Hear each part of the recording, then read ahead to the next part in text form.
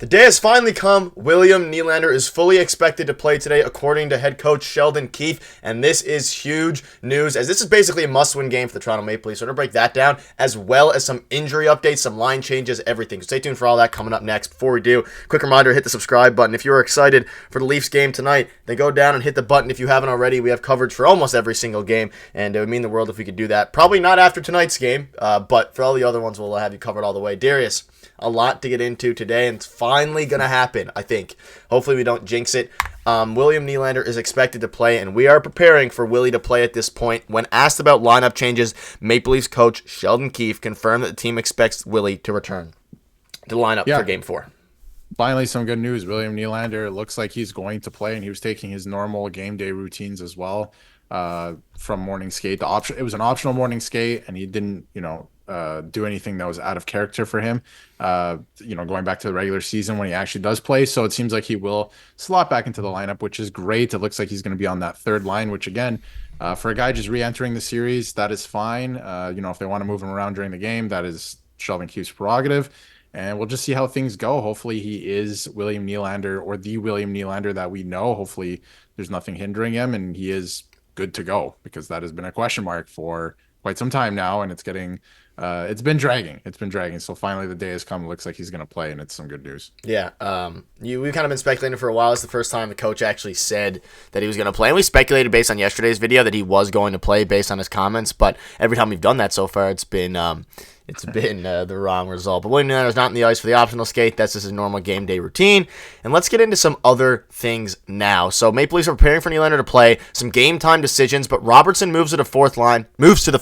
Connor Dewar is out. TJ Brody is going to take Liljegren's spot in the third pair. Keefe has liked that pair of, but Liljegren is not 100% healthy, Darius. That's kind of the reason that this most likely. Obviously, I think they want to change some things up after losing against Boston, but what are your thoughts on these changes? A lot of fans are upset with the fact that Nick Robertson, who was a bit late getting into the ice for the optional skate, said he was leaving a meeting about his line tonight with Camp and Reeves. Strong indication they're preparing for Nylander's return. So everything's pointing to the return, but now we have to look at the lineups and Connor Dewar, who is one of our best penalty killers, albeit their power or their penalty kill is somewhere in the 50% range, which is really bad. But he's one of the best ones out there, so will this make it worse is the big question. You can't really afford that considering how poor their power play has been.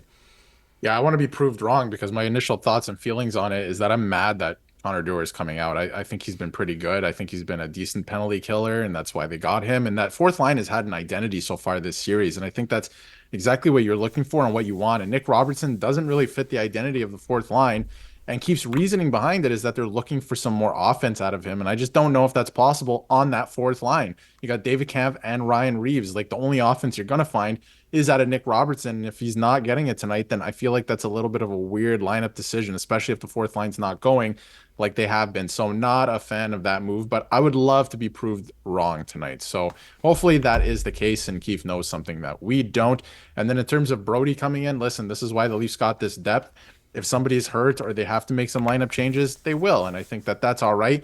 Not a huge fan of Brody coming in, because he has struggled in terms of on-ice product. He has struggled, so that's going to be interesting. But listen, if Liljegren's not 100% and he's playing hurt, why is he playing, right? You got this depth for a reason, so use it, and hopefully Brody adds something that the Leafs have been missing, and hopefully he can up his game to mid-series play, because here we are in Game 4, and he's just inserting himself into the lineup. So some weird ones, that's for sure. But the Robertson thing is a little puzzling to me. I'm a fan of Robertson. I just don't know where he fits in on that fourth line. I think it's just weird. And when it comes to playoffs, I think identity over potential, if that makes sense. Yeah, they must like him.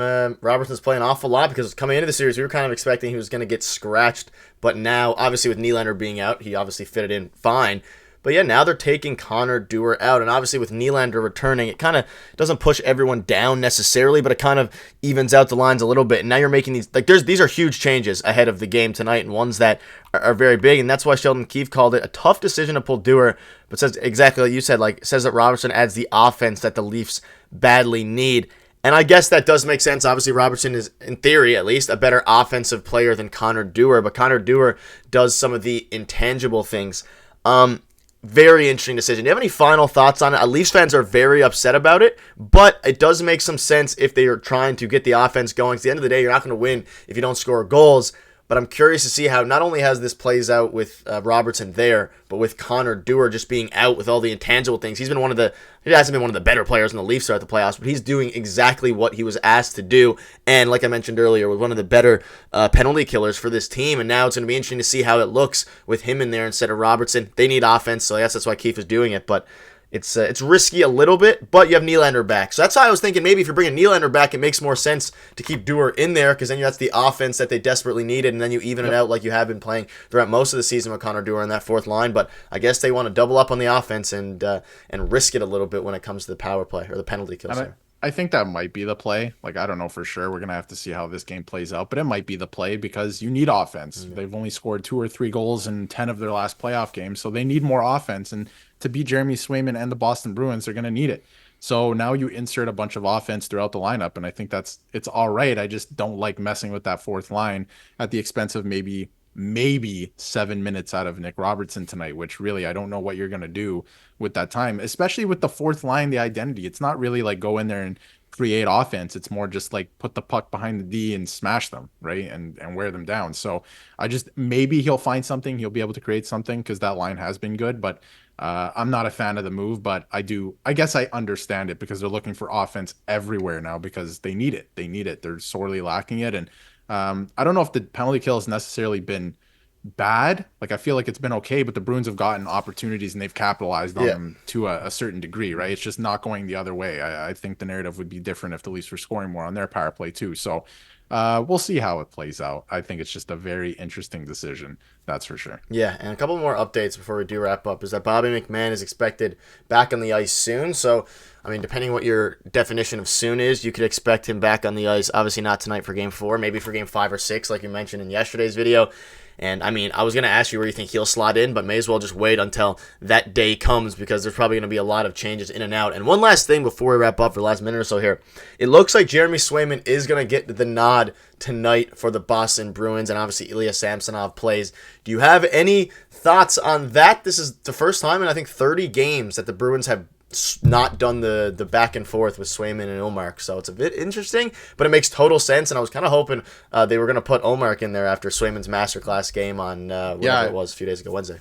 I wonder if it even messes with the Bruins psyche a little bit. Like, I don't think it will, but I just wonder because hockey is really like that. You change a little thing and everyone's off, and they've been doing this exact thing since February, and this is the first time they're not doing it.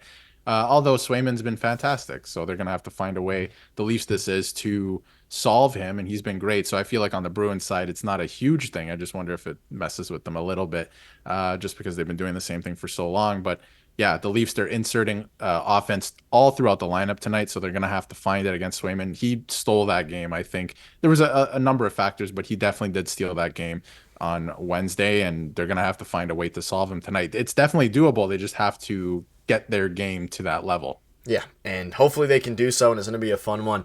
We'll probably have coverage for you guys tomorrow on that. But thank you guys for watching. Make sure to hit the subscribe button, and we will see you soon.